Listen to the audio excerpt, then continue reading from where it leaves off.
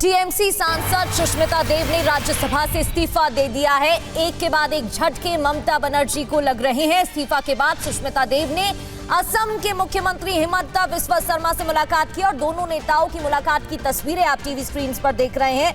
आपको बता दूं, असम की सिलचर विधानसभा सीट से सुष्मिता देव की राजनीतिक पारी की शुरुआत हुई थी और असम के मुख्यमंत्री हिमंता बिस्वा शर्मा से उन्होंने मुलाकात की है, जिसकी तस्वीरें आप टीवी स्क्रीन पर देख रहे हैं।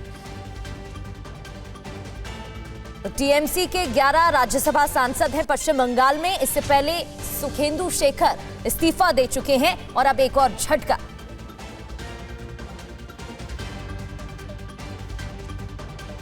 तो इसी के साथ 9 सांसद अब हो जाते हैं। आपको बता दें, हिमंता बिस्वा शर्मा से भी सुष्मिता देव ने मुलाकात की है, जिसकी तस्वीरें आप देख रहे हैं। ममता बनर्जी की करीबी मानी जाती हैं। 2011 में कांग्रेस के टिकट पर उन्होंने चुनाव जीता था, 5 साल पहले कांग्रेस के साथ, और 2014 में सिलचर लोकसभा सीट से उन्होंने जीत हासिल की थी। इस्तीफे के बाद असम के मुख्यमंत्री से उनकी मुलाकात की तस्वीरें टीवी स्क्रीन पर आपके सामने।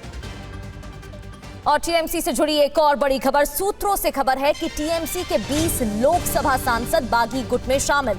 खबर है कि जाधवपुर से लोकसभा सांसद सायोनी घोष भी बागियों के संपर्क में हैं। सांसद सुदीप बंदोपाध्याय भी बागियों की लिस्ट में शामिल हैं। और सूत्रों के हवाले से जानकारी आपको दे रहे हैं। ये 2 तस्वीरें आप देख रहे हैं। राज्यसभा से सुष्मिता का इस्तीफा, लोकसभा सांसद सायोनी भी बागी। रजनीश रंजन हमारे संवाददाता हमें ज्वाइन कर चुके हैं। रजनीश, सबसे बड़ा शौक तो विधानसभा चुनाव में हार था ही, उसके बाद विधायकों में अलग बागी होने की खबर सामने आई, अलग गुट बनने की खबर, फिर राज्यसभा सांसद की बात हो या लोकसभा सांसद की, एक के बाद एक आफ्टर शॉक मिल रहा है। बिल्कुल, देखिए, लगातार तृणमूल कांग्रेस को इस तरीके से राजनीतिक झटके मिल रहे हैं।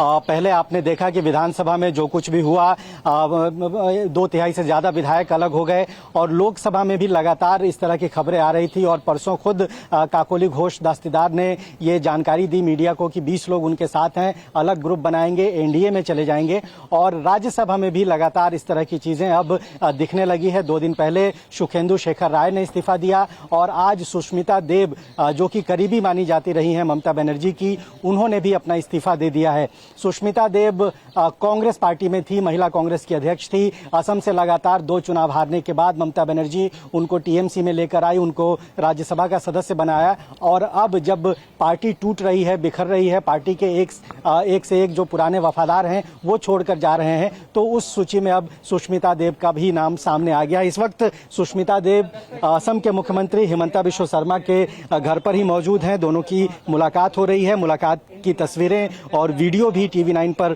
एक्सक्लूसिव दिखाया जा रहा है। अभी भी सुष्मिता देव घर के भीतर हैं और अब ये तय माना जा रहा है कि सुष्मिता देव बीजेपी में शामिल हो सकती हैं, बीजेपी की कैंडिडेट हो सकती हैं, क्योंकि अब पश्चिम बंगाल में जो 2 सीटें रिक्त हुई हैं, खाली हुई है, सुखेंदु शेखर राय के बाद सुष्मिता देव के इस्तीफे के बाद उन दोनों सीटों पर उपचुनाव होगा। और जो संख्या बल पश्चिम बंगाल में बीजेपी के पास है, विधानसभा में जो उनके पास सीटें हैं, उस आधार पर ये दोनों सीटें बहुत आसानी से बिना किसी विरोध के बीजेपी जीत जाएगी। बीजेपी का जो अपना आंकड़ा है राज्यसभा में, वो 2 सांसदों से बढ़ जाएगा।